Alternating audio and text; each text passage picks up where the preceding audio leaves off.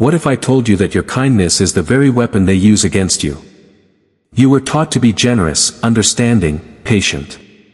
You were told that love heals, that compassion wins. And maybe that's true, with the right people. But what happens when the person you're giving your love to is a narcissist? Here's a truth many people don't want to face: you can't love a narcissist into healing. You can't explain your way into being respected. And the more you try to win their approval with kindness, the more power you actually give them to destroy you. Narcissists don't operate in the same emotional world as you do. You build connections through empathy and respect. They build control through chaos and confusion. That's why this video isn't just a warning, it's a roadmap. Today, I'm giving you 9 ways to stop being nice to a narcissist, and what to do instead. Not because you're becoming cold or cruel, but because you're finally choosing clarity over confusion and self-respect over self-sacrifice. 1. Stop explaining yourself, start observing patterns. Narcissists are masters at twisting your words. You try to explain your feelings, they call you dramatic. You share your boundaries, they say you're too sensitive. And before you know it, you're spending hours defending yourself, while they sit back and control the narrative. So what's the shift? Stop explaining. Start watching. Look past their words and pay attention to their consistent patterns. Are they manipulating you with guilt? Do they only show affection when they want something? If the pattern is toxic, then the person is toxic.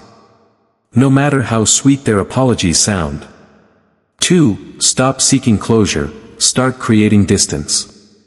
Closure is a fantasy when it comes to narcissists. You're waiting for them to finally admit they were wrong, to see your side, to apologize.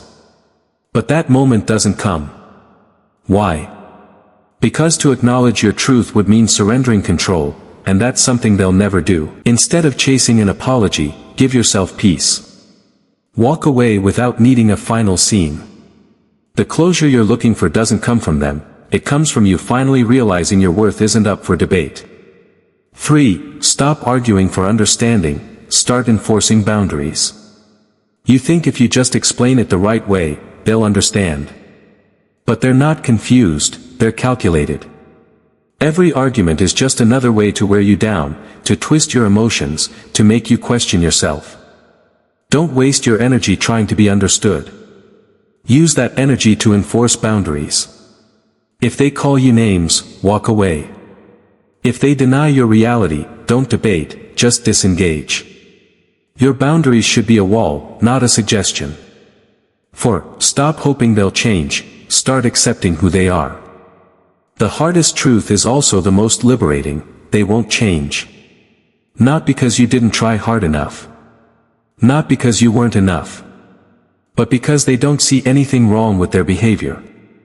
The more you wait for change, the more you get stuck. Accepting who they are doesn't mean you approve of it, it means you're done sacrificing your peace in exchange for their potential. 5. Stop justifying your needs, start honoring them. You don't need to justify why you want respect. Or why you expect honesty. Or why you feel hurt. Your emotions are valid. Your standards are not a debate. The moment you stop defending your right to be treated well, you reclaim your power. From now on, your needs are not up for negotiation. They're a reflection of your self-worth, and you don't bargain with that. 6. Stop responding to provocation, start practicing emotional detachment. Narcissists thrive on your reaction.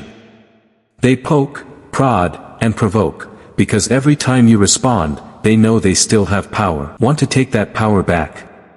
Don't react. This is where the technique of gray rocking comes in: be emotionally neutral. Don't give them highs or lows. Don't explain, justify, or explode. Let their drama fall flat against your calm. Because when you're no longer a source of emotional fuel, they lose interest, and you regain control. 7. Stop playing fair, start playing smart.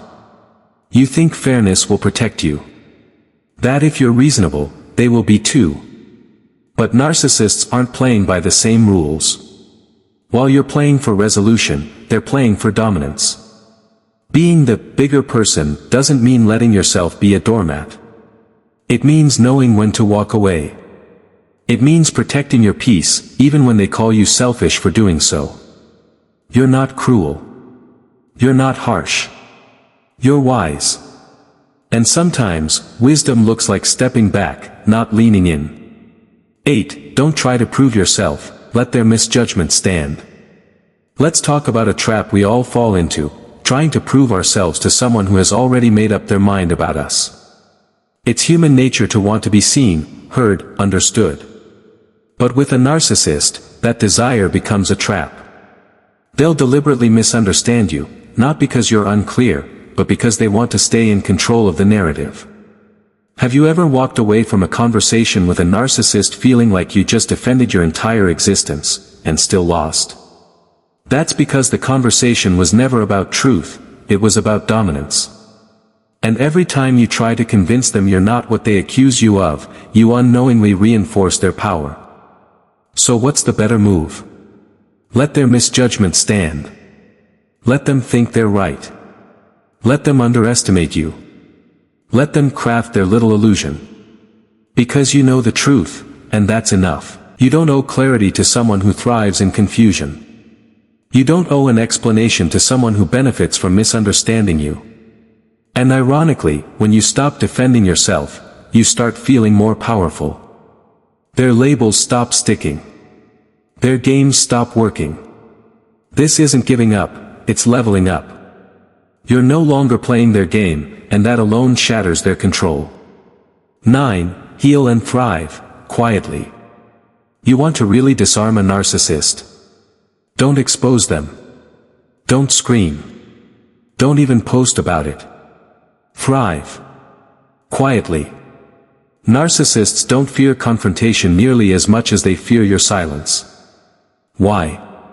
Because they feed on reaction. They expect rage, tears, desperation. It validates their belief that they still matter. But when you start to heal without making a scene, when you build your peace without needing them to see it, it creates a silence they can't control. A void they can't enter. And that void? It echoes. Imagine this, you're no longer stalking their social media, explaining yourself to mutual friends, or replaying past conversations in your head. You've moved on, not because you found closure through them, but because you chose peace over proving a point. Your life becomes about you again, your joy, your growth, your freedom. That's what they never expected. And that's what hurts them most. So go build. Go love again. Go rediscover who you were before their shadow dimmed your light. And when they eventually reach out again, fishing for a reaction, just smile, and move forward. You're not the same person they used to control. You're not their mirror anymore. You are your own masterpiece in progress, and they no longer have a role in your story. Here's the truth, kindness is a beautiful thing. But when given to the wrong people, it becomes a weapon they use to hurt you. You don't need to become bitter. You don't need to lose your compassion. You just need to learn where to place it. With the right people, kindness builds bridges. With narcissists, it builds chains. So stop being nice to someone who thrives on your sacrifice. And start being kind to the one person who truly needs it most, yourself. You were never too much. You were just too open with people who never planned to meet you halfway. So let this be the beginning. The day you stopped playing small. The day you stopped explaining. The day you stopped giving your love to someone who only loved control.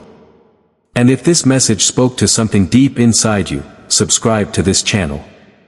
Not because I need numbers, but because you need reminders. Reminders that your voice matters. That your truth is enough. And that healing doesn't require their permission, it only requires your decision. You are stronger than the story they tried to trap you in. And this? This is the first chapter of your freedom.